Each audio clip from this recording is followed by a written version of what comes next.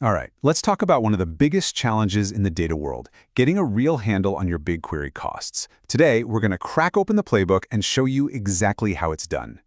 So let me ask you this. Have you ever looked at your monthly cloud bill and just felt confused? Maybe a little bit of dread? If that number for your data analytics feels like a complete black box, you are definitely not alone.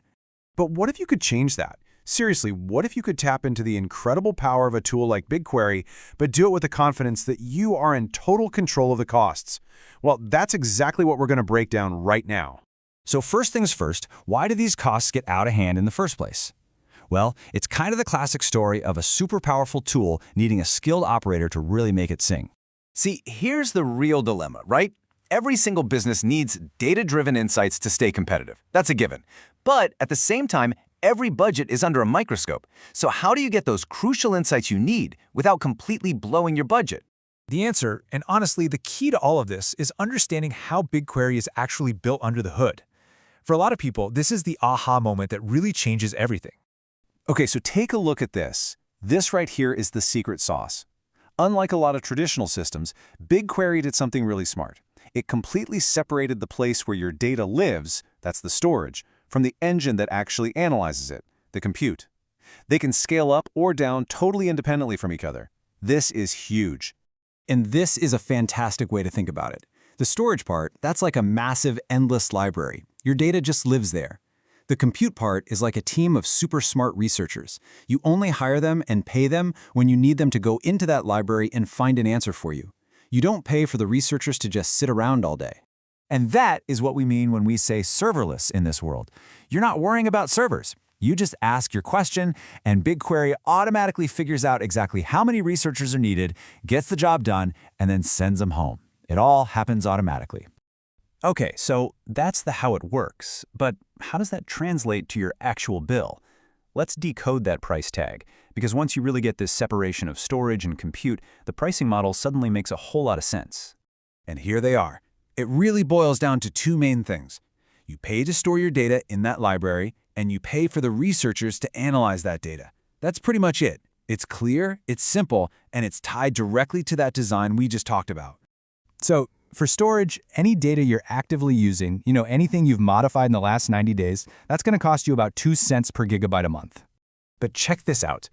This is my favorite part. It's a fantastic, totally automatic optimization.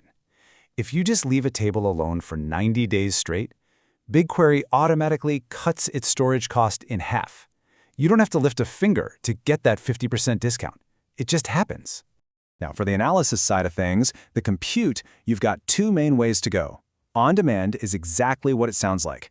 Pay as you go. You pay based on how much data your query has to scan. It's perfect when you're just getting started.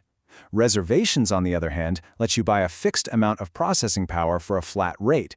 That's ideal when you have predictable, heavy workloads and you want total control over your budget.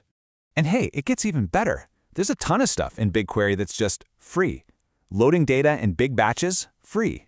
Your first terabyte of queries every single month, free. And you never ever pay for a query that fails. Just knowing this stuff can save you money right out of the gate. All right, so we get how it works, we get how it's priced. Now let's get into the good stuff. Your optimization playbook. These are concrete strategies you can use, like today, to start lowering that bill. First up, getting your data in. The way you do it has a direct, and I mean direct impact on your bill. Batch loading, where you're just dropping in a whole file at once, is generally free. But streaming, where you're sending data row by row for instant analysis, that's a paid service. So the golden rule here is pretty simple, and you really want to remember this one. Streaming is incredibly powerful, no doubt. But if you don't need to analyze that data the very second it arrives, use the free batch loading option. You want to save streaming only for those true, real-time situations.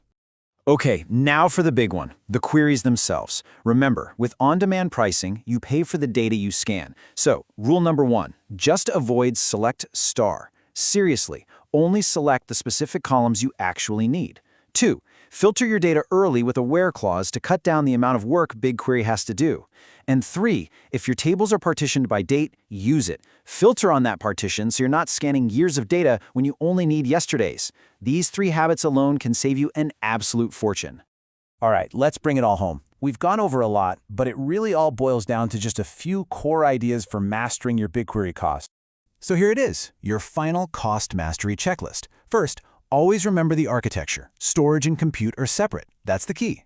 Second, query only what you need. Less data scanned always means a lower bill. And finally, choose the right models for your specific workload, from how you get data in to how you pay for queries.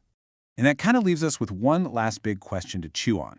In a world where data is just exploding, the companies that are going to win aren't just the ones with the most data. They're going to be the ones who know how to analyze it most efficiently. So, is mastering the economics of your data warehouse the next real competitive edge? Something to think about. Thanks for joining me.